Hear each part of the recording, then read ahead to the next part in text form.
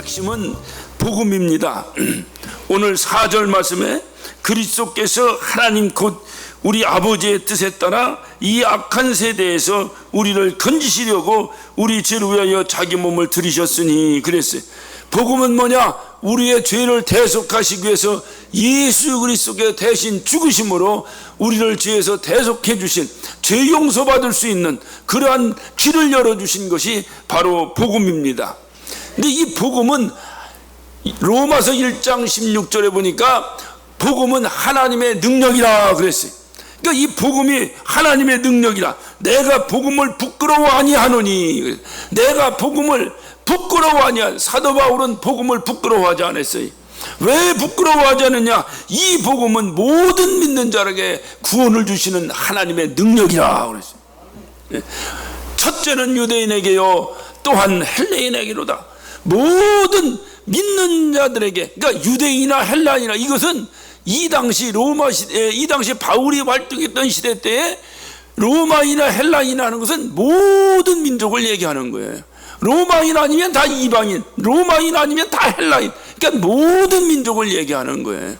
이 모든 민족이 예수를 믿으면 구원을 얻을 수 있는, 다시 말하면 죽은 자가 영원한 생명을 얻게 되는 하나님의 능력, 이것이 바로 복음이라는 거예요.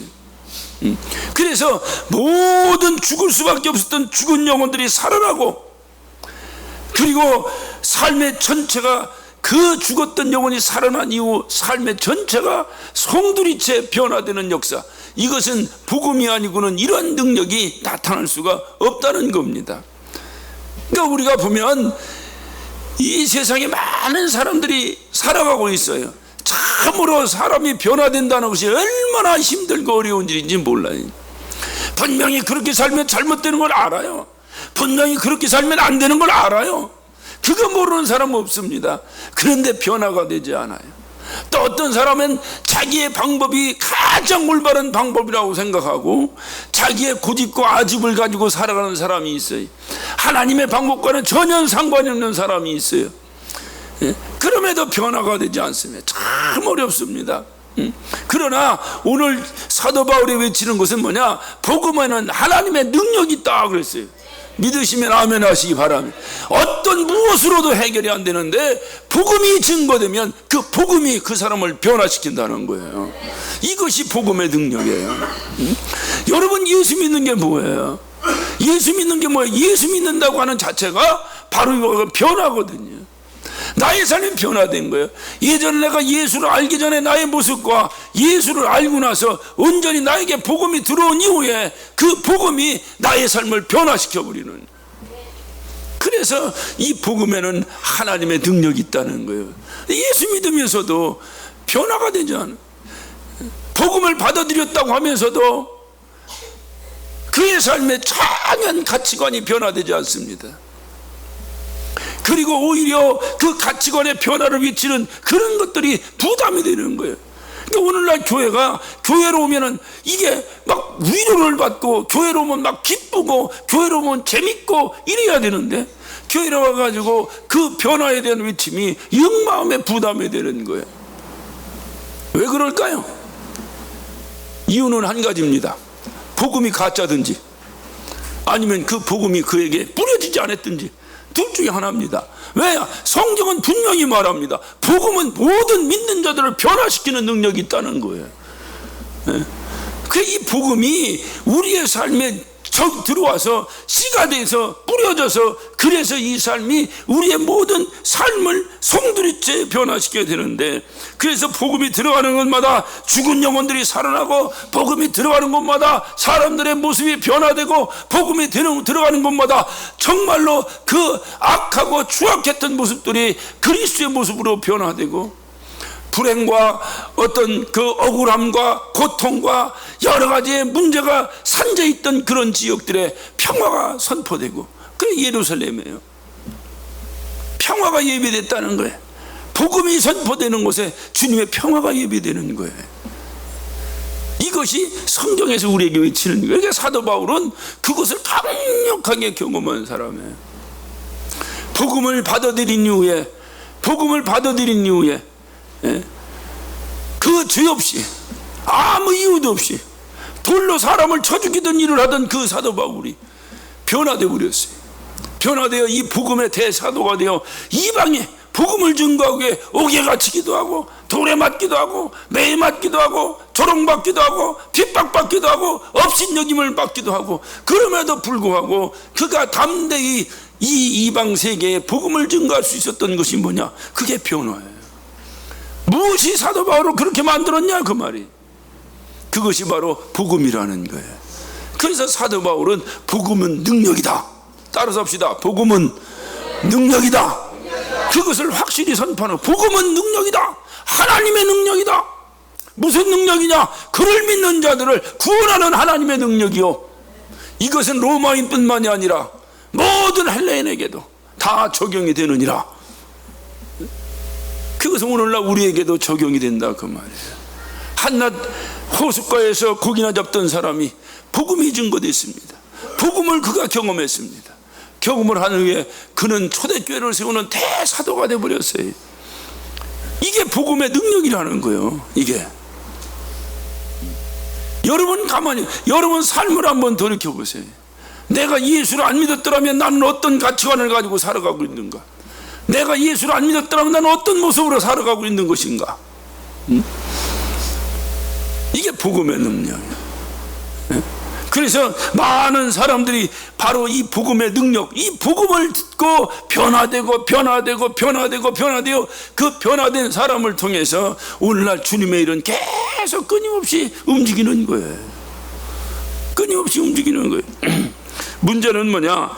그럼에도 불구하고 그렇게 어떤 죽을 수밖에 없던 사람이 살아나고, 또는 정말 그 살아나서 그들이 주의 일에 크게 헌신하고 쓰임받는 큰 종들로 변화되는 반면에, 또한 우리의 삶 가운데 내가 복음을 받아들여 구원 얻었으나, 내가 신앙인은 되었으나 신앙인의 모습이 우리에게서 나타나지 않는 그런 또 딜레마가 우리에게 있어요.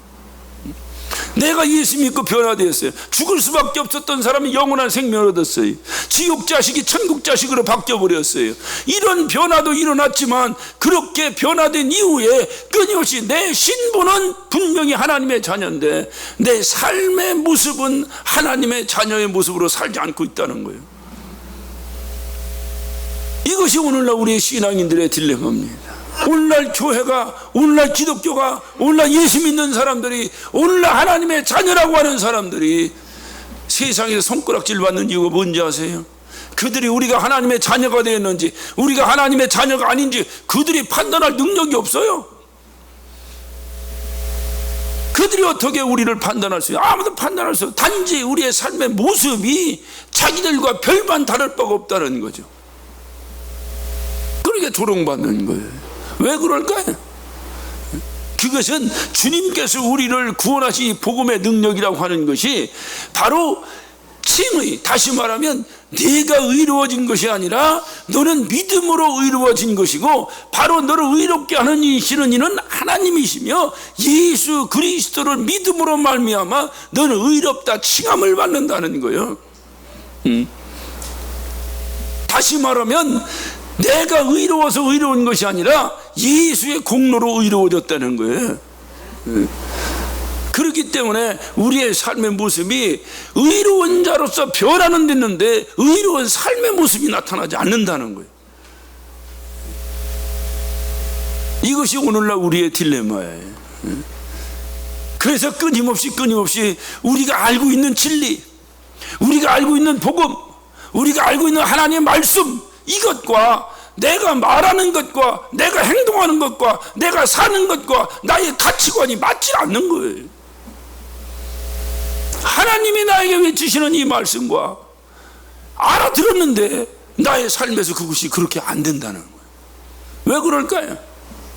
그것은 여전히 우리가 그 죄로 인하여 하나님과 원수되었던 그 모습을 여전히 우리가 가지고 있기 때문에 그래요.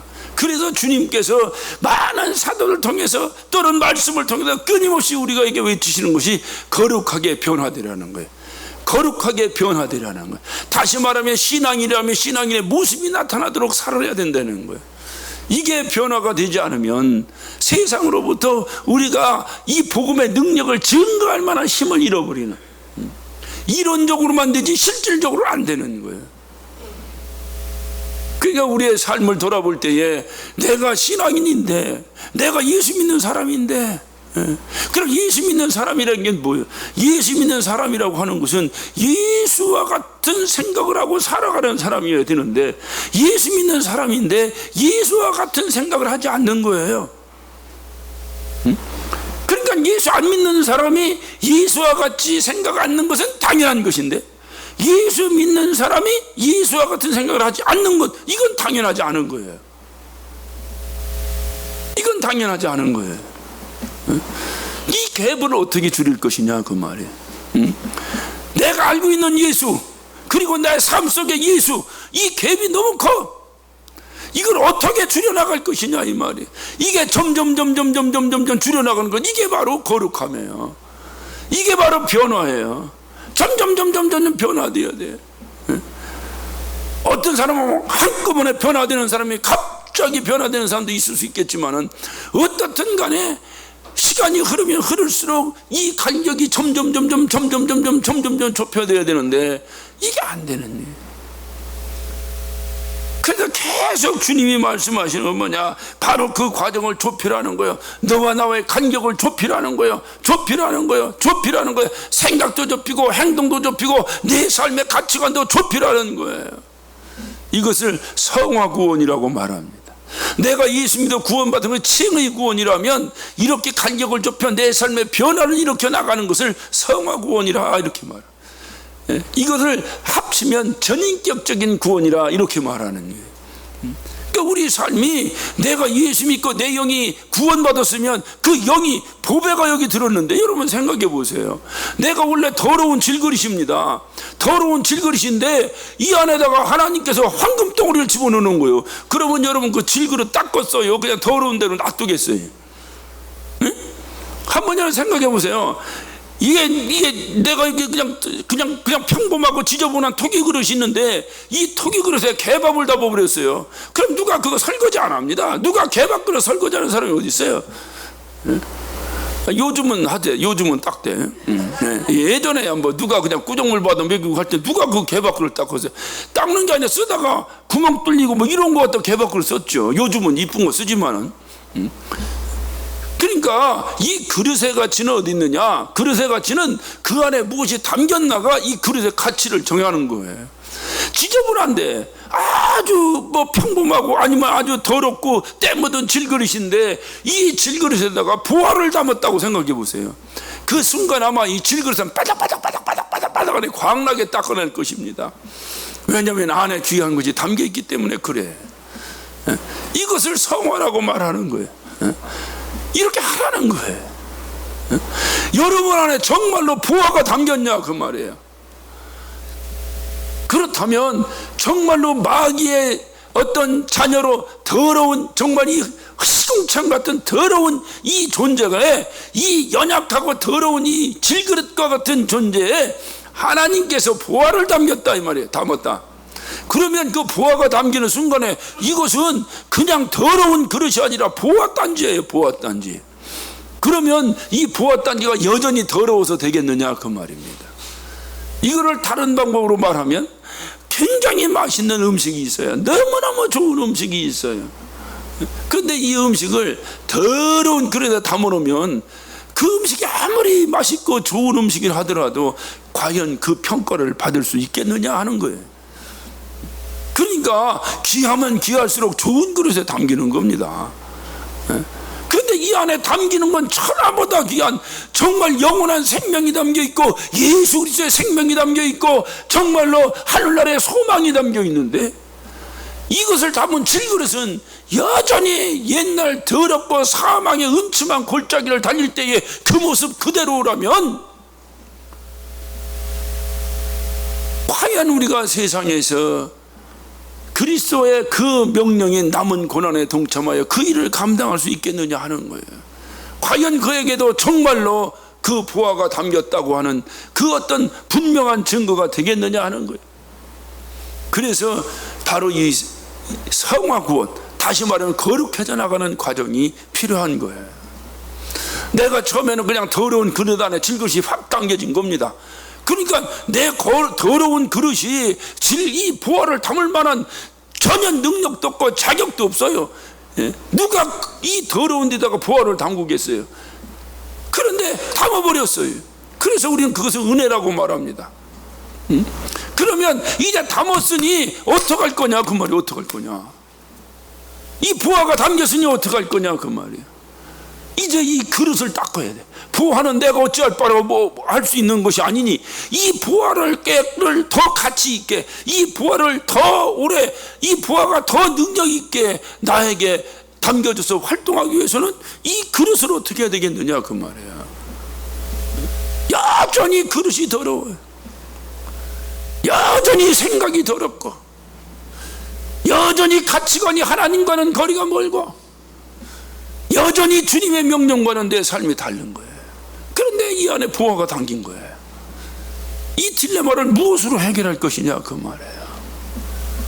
그래서 끊임없이 변화를 외치는 거예요. 변화하라, 변화해야 된다, 변화하라. 이전 것은 지나갔으니 보라 새 것이 되었도다. 할렐루야. 이런 그 엄청난 선언이 우리에게 있어줘야 돼. 그래서 사람에게는 반드시 변화가 필요한 거예요. 누구에게나 말할 거 없어요. 누구에게나 어떤 예외가 없어요. 누구에게나 이 변화가 우리에게는 필요한 거예요. 그런데 그 변화가 무엇으로 이루어지느냐? 복음으로 이루어진다는 거예요. 복음. 정말로 복음이 들어가서 이 복음이 어떤 능력이 있느냐? 우리를 변화시키는 하나님의 능력이 있다는 거예요.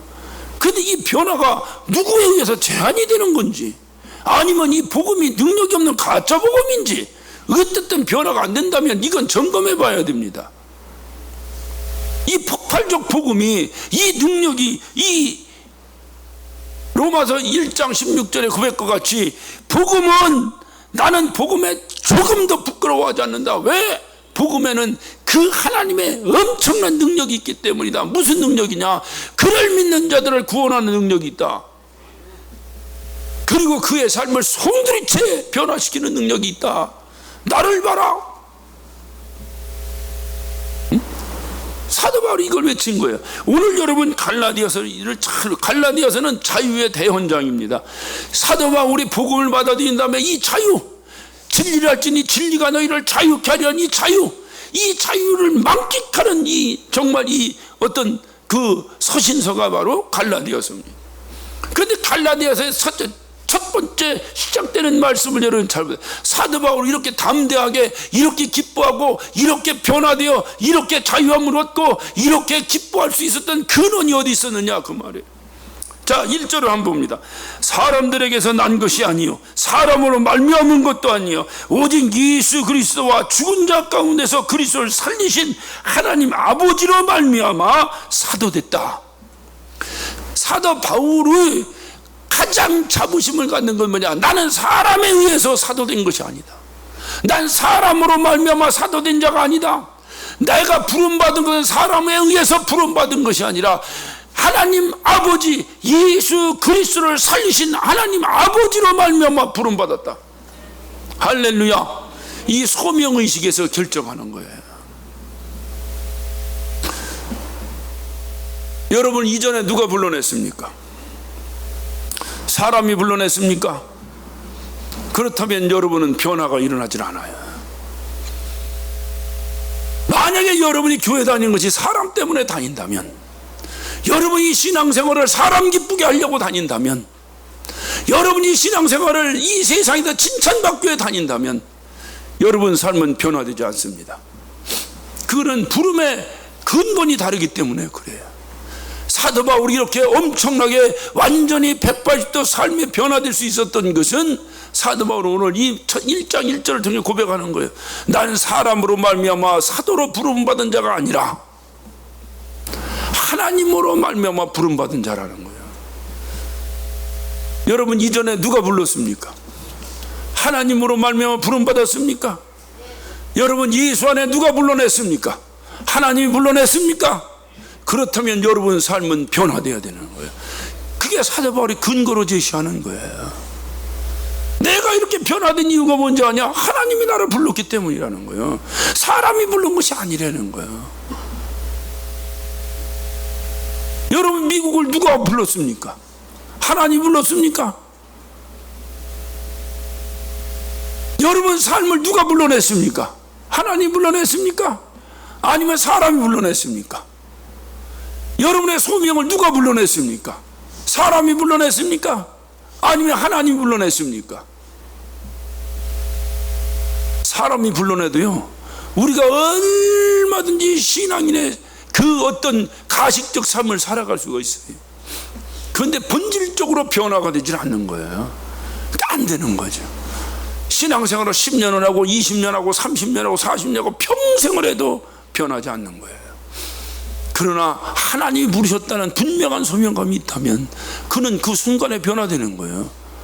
그 순간에 그의 삶이 변화되는 거예요. 단지 나머지는 모르니까 배워가는 것 뿐이지, 이제 배워가는 거죠, 하나하나.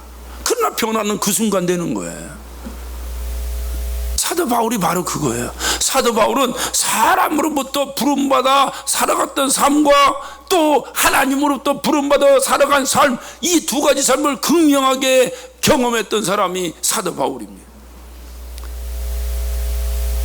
그는 사람으로 부름받았을 때 사람 앞에 잘 보이려고, 그는 사람으로, 그래서 그는 정말로 이 당시 바리새인, 여러분 이 당시 바리새인이라고 하는 것은요, 오늘날 예수님 어떤 이 독사 이 새끼야 뭐라고 조롱받고 욕먹고 어떤 야단 맞고 하니까 우리가 바리새인을 우습게 생각하지, 이 당시 바리새인은요 유대인 가운데 극히 드문 어떤 특정한 집단을 말합니다. 율법으로 말하면 완전히 구별된 자 중에서 구별된 자가 바리새인이야. 그러니 이 사도 바울이 이 바리새인 중에 자기는 바리새인 중에 바리새인인데, 바리새인 중에서도 가말리엘 문화생이라, 다시 말하면 바리새인 중에서 가장 명문 가문의 문화생이라 그 말이에요. 그래서 이는 사람 앞에서 그 자기의 체면과 사람 앞에서 자기의 명예와 사람 앞에서 자기의 어떤 그 능력을 과시하며 인정받으려고 몸부림쳤던 사람이에요. 그래서 그는 그 당시에 그 힘들다가 로마 시민권까지 받았던 사람이요, 학문에는 최고봉까지 올랐던 사람이요, 재벌로는 거의 재벌급에 가까웠던 사람이 바로 사도 바울입니다. 명예로 말해도 그는 두 번째가 라면 서러울 정도로 그는 자기 자신이 자부했어요. 나는 바리새인 중에 바리새인이요 가말리엘 문화생이라. 그런데 그래서 그가 어떻게 했습니까? 많은 사람들 앞에서 인정받기 위해 내가 하나님을 얼마나 잘 믿는지 아느냐, 봐라, 바로 자기가 하나님의 아들이라고 하는 저 초라한 나사렛 출신 그 목수의 아들 예수, 그를 증오했어요. 그리고 그를 믿는 자는 사람들을 잡아 죽이려고 쫓아다녔던 사람이에요. 왜 그렇게 했을까요? 내가 하나님을 잘 섬긴다는 거죠. 그걸 보여주는 거죠. 오늘날 세상에서도 서로가 서로를 정죄하고, 교회가 교회를 정죄하고, 서로가 서로를 손가락질하고, 왜 그런지 아십니까? 자기가 더 잘났다는 거죠. 자기가 더 잘났다는 거죠. 누구 앞에서? 사람 앞에서. 하나님은 그렇게 말씀 안 하시는데 사람 앞에서. 여러분, 서로 믿음 자랑하는 사람들 주변에 있습니까? 여러분, 서로 믿음 자랑하는 사람들, 무슨 전국 노래 자랑하듯이 전국 믿음 자랑하는 사람들이 있어요. 서로 자기 믿음이 없이 낫다는 거예요. 난지 안 났는지는 믿음을 받으시는 하나님이 평가할 일이지, 네가 평가할 일이 아니라 이 말이에요. 그래서 서로 정죄하지 말라는 거예요. 그런데 서로 손가락질하고 서로 판단하고, 왜 그런 일이 있습니까? 사람 앞에서 내가 너보다 낫다는 걸 과시하기 위해서 하는 거예요. 그가 왜 사람 앞에서 잘 보이려고 할까요? 왜 사람 앞에 잘 보이려고 할까요? 이유는 한 가지예요. 사람으로부터 부름을 받았으니까. 사람으로부터 부름을 받았으니까. 목회자로 소명을 받았습니다. 사람들의 인기를 얻어서 목회자가 됐습니다. 그 사람은 끊임없이 사람 앞에 잘 보이려고 몸부림칠 것입니다. 그러나 하나님으로부터 부름을 받았어요. 그래서 사도 바울이 갈라디아 그 계속 이어서 1장 10절에 뭐라고 말합니까? 이제 내가 사람에게 좋게 하랴 하나님께 좋게 하랴 사람들에게 기쁨을 구하랴 내가 지금까지 사람의 기쁨을 구하는 것이었다면 그리스도의 종이 아니니라. 왜? 자기는 사람으로부터 부름받은 사도가 아니라는 거예요. 누구로부터 부름받은 거예요? 하나님으로부터 부름받았다는 거예요. 여러분의 믿음의 근거가 사람으로부터 시작했냐 그 말이에요.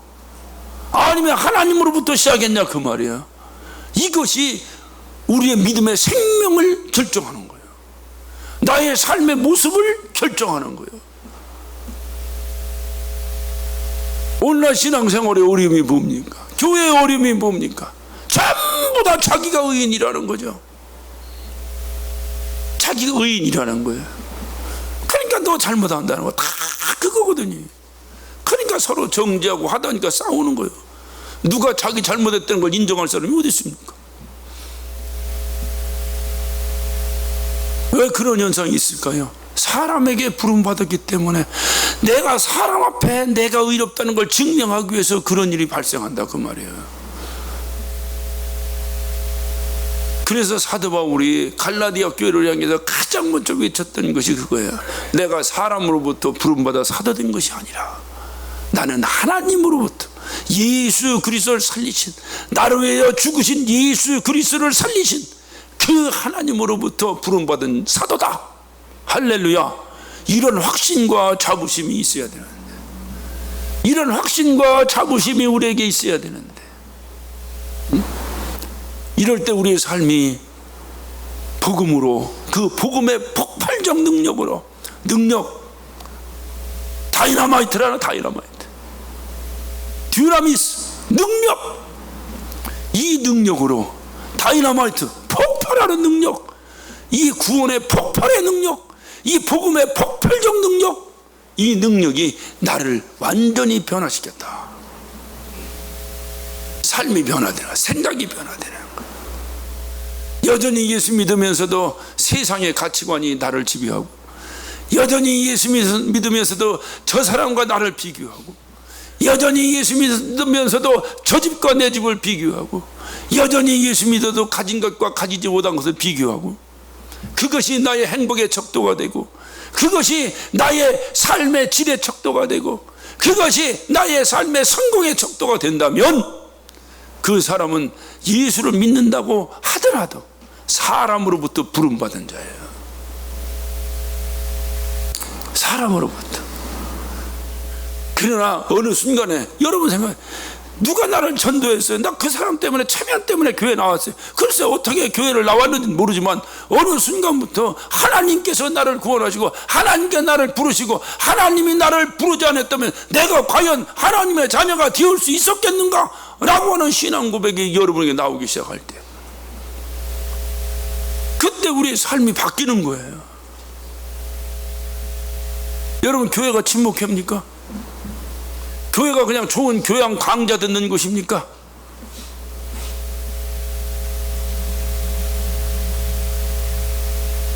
교회는 하나님께서 예수 그리스도로 말미암아 우리가 생명을 주시기 위해서 하나님이 우리를 불러낸 거예요. 그 부르심 앞에 우리가 순종해서 나온 거예요. 그래서 내가 구원받은 것은 사람으로 말미암아 구원받은 것이 아니라 하나님 아버지가 예수 그리스도, 나를 위해 죽으신 예수 그리스도를 살려내신 하나님 아버지의 부름에 순종함으로 구원받은 것이다. 그분이 나를 불러냈다고 말이에요. 할렐루야. 이것이 바로, 이 소명이 나에게 다가온 복음의 능력을 폭발적으로 만들어낸다고 말이에요. 이 소명감이 분명할 때에 나에게 다가온 이 복음이 다이너마이트가 되는 거예요. 나의 가정을 폭파시켜버리고, 나의 오랜 묵었던 가치관을 폭파시켜버리고, 나의 무딘 세상에 짜들었던 때묻었던 더러운 나의 모습이 폭파돼버리고 완전히 새로운 피조물로 변화돼버리는 거예요. 누가 나를 불렀냐 그 말이야. 누가 나를 불렀냐. 사도 바울은 그토록 사람에 의해서 자기의 명예를 위해 살아가던 그가 자기의 그 의로움을 자랑하기 위해서 예수 믿는 자들을 처단하기 위해서 다메섹까지 가던 터에 그 도중에 그 부활하신 예수 그리스도를 만났습니다. 다시 말하면 복음을 만났어요. 복음을 만난 다음에 그는 완전히 변화됐습니다. 그의 삶이 완전히 변화됐습니다. 예수 믿기 전에는 내가 이랬는데, 예수를 이렇게 만났는데, 예수 만난 다음에 나의 삶이 이렇게 변했는데, 그래서 나는 이렇게 살아간다고 하는 분명한 그의 삶의 간증이 분명히 있어요.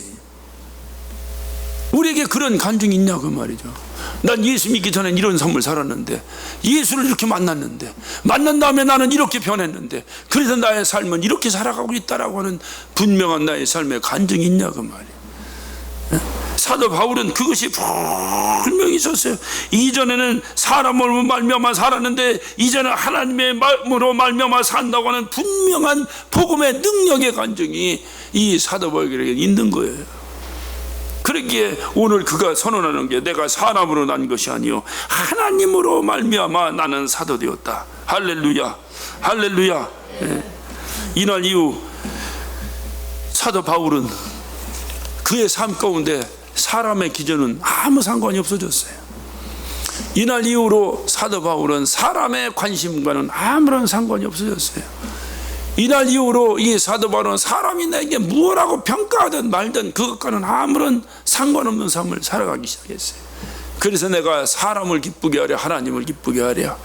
내가 사람을 기쁘게 하면 하나님의 종이 아니다. 하나님을 기쁘게 해야지 하나님의 종이지. 사람을 나 안 한다.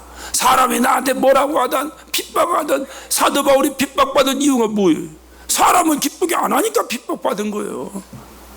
사람을 기쁘게 하려면 막 점치는 것도 아이고 참 효험이 있습니다, 참 능력이 있습니다, 박수 쳐야 되고, 그들이 즐겁게 살아간 것도 참 그렇죠. 세상과 그렇게 살아야죠. 사람이 한생 사는 동안에 그렇게 살아야죠. 돈 벌려고 몸부림치는 사람이 맞습니다, 그렇게 살아야죠. 격려하고 박수 쳐야 되는데 사도 바울은 그렇게 안 했어요. 오히려 그 안에 들어있는 귀신을 쫓아내버려서 저만 하면서 돈 버는 자라에 점을 못 치게 해서 돈을 못 벌게 만들어버렸고, 오히려 세상과 짝하에 사는 자들에게 그 외쳤습니다.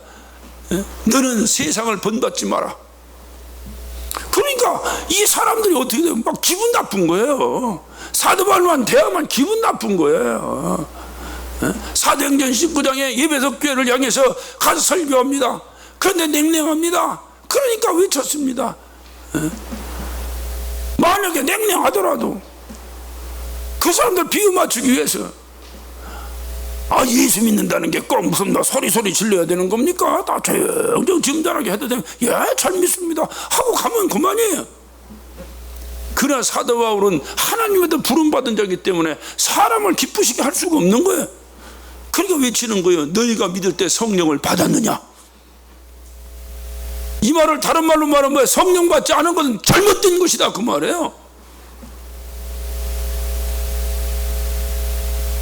소수의 몇 사람은 변화됐지만 대다수는 사도 바울을 배척했습니다.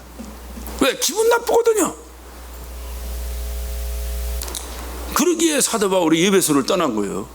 떠나고 자기에게 소수에 따르는 그 사람들, 다시 말하면 사도 바울로부터 맞습니다, 당신의 말씀이 맞습니다, 하나님부터 변화되면 이렇게 돼야 됩니다, 맞습니다 라고 해서 소수에 따르던 인원들을 데리고 가서 세운 것이 두란노 서원이에요.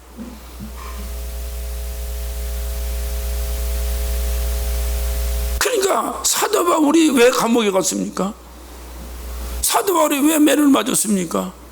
사도 바울이 왜 돌에 맞았습니까? 사도 바울이 왜 죽음의 경각에 그 어떤 두려움 가운데 도망다녔습니까? 이유는 한 가지예요. 사람 비유를 맞추지 않으니까, 사람 미워하니까 하는 거예요. 미워하니까. 그럼에도 그가 기쁨으로 내가 달려갈 길을 마쳤다라고 외칠 정도로 그 일을 감당할 수 있었던 것은 이유는 한 가지입니다. 하나님으로부터 부름받았다는 거예요. 하나님으로부터. 하나님으로부터 부름받았다. 그 하나님으로부터 부름받았다는 그 소명이 그에게 다가온 복음의 폭발적 능력을 발휘할 수 있었던 거예요. 왜 왜 똑같은 복음이 여러분에게 다가오고 저에게 다가왔는데, 왜 똑같은 복음이 사도 바울에게도 다가가고 베드로에게도 다가갔는데 왜 그 복음의 능력은 각각 다를까요? 다른 이유가 뭡니까? 그것은 나의 부르심의 소재가 분명하지 않기 때문에 그래요. 베드로와 바울은 분명히 하나님부터 부름받았다는 분명함이 있어. 하나님이 세운 하나님, 너희가 죽인 예수, 그를 살리신 하나님, 그 하나님이 바로 나를 세워서 바로 예수의 증인되라고 하셨다. 할렐루야. 그러니까 그에게 다가온 복음이 폭발적인 역사가 일어나는데, 변화의 역사가 일어나는데, 이 복음의 능력이, 본질적인 복음의 능력이 나타나는데 사람으로부터 부름받은 거예요. 어떤 목사는 아버지 목사가 훌륭하니까 아버지 목사가 큰 교회 했다고 아무 능력도 없이 세습받아서 내려가고, 그게 하나님부터 부름받은 게 아니죠. 사람으로 부름받은 거죠. 그에게서 복음의 능력이 나타나는 걸 여러분 본 적이 있습니까? 어떤 목사님이 자기의 책에 이런 글이 있어요. 교회가 타락하는 증거 중에 하나가 신학생이 늘어나는 것이다. 굉장히 아이러니컬한 역설적 얘기입니다. 아니, 신학생들이 늘어난다고 막 하나님 나라가 확장돼야지 왜 이게 타락한다는 거냐. 관점의 차이가 있었어요. 예전에 목사님들이 먹을 양식이 없어서 성도들이 퍼다 주는 양식 가지고 먹고, 뗄 감이 없어갖고 성도들이 연탄 한 장 두 장 갖다 주는 것 가지고 연탄 나궁이 불 비펴가면서 목회할 때 신학교는 학생들이 없었다는 거예요.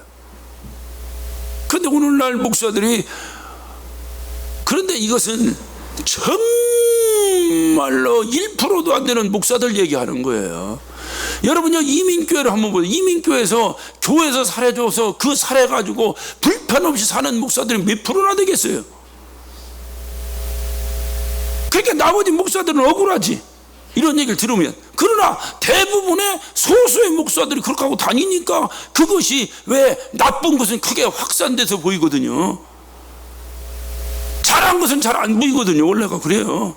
그러니까는 이게 확산돼서, 그래서 오늘날 목사들이 고급 승용차 타고 다니고 떵떵거리고 다니고 어디다 갈 때 퍼스트 클래스 타고 다니고 한다고 하니, 그러니 오늘날 야, 이거 이 직업 중에서 좋은 직업이 이거구나. 그래, 예전에 무슨 뭐 최고 무슨 1등 신랑감이 무슨 장관이고 고위 공무원이었는데 요즘은 1등 신랑감이 목사라더라. 이런 엉뚱한 소리들이 오늘날 이 세상을 지배하면서 신학생들이 폭발적으로 늘어난다는 거예요. 근데 신기한 것은요, 여러분, 미국에 유수의 명문의 신학대학들이 있습니다. 한국에서는 거기 유학 한번 올라가고 머리 터집니다. 그런데 그 신학교에 가보세요. 모릉에도 60% 이상은 한국 신학생들입니다. 한국 신학생들이 아니면 운영이 안 돼. 왜? 다른 나라는 그렇지 않은데 한국에서는 그렇거든. 그러니까 서로, 그래서 거기 와서 유학 한번 해보려고, 그 유학원, 그 목사들, 유학원 신학생들의 거의 모르긴 해도 상당 부분은 한국의 큰 교회 목사들 아들일 겁니다. 고생이 뭔지도 모르고, 누구는 세탁소에 가서 바지 다려가며 코피 터져가며 공부하는 신학생들이 즐비한데 고급 승용차 타고 다니면서, 과연 그들이 하나님의 일을 맡았을 때 제대로 복음을 증거할 수 있는 증거자가 될 수 있었겠어요? 과연 가난하고 병든 자를 위해서 주님은 말씀하셨어요. 가난한 자와 병든 자에게 복음을 증거하라 했는데 과연 그들을 상대로 복음이 증거될 수 있겠어요? 누구를 정죄하다는 얘기를 하는 게 아니에요. 사람으로부터 부름받은 자와 하나님으로부터 부름받은 자의 사역의 차이를 말하고 싶은 거예요. 어떤 사람은 그럽니다. 돈 많은 부모를 만난 것도 지복이라고 얘기합니다. 그러면 돈 없는 부모 만난 자는 복이 없는 겁니까? 복의 가치관이 어디 있는 겁니까?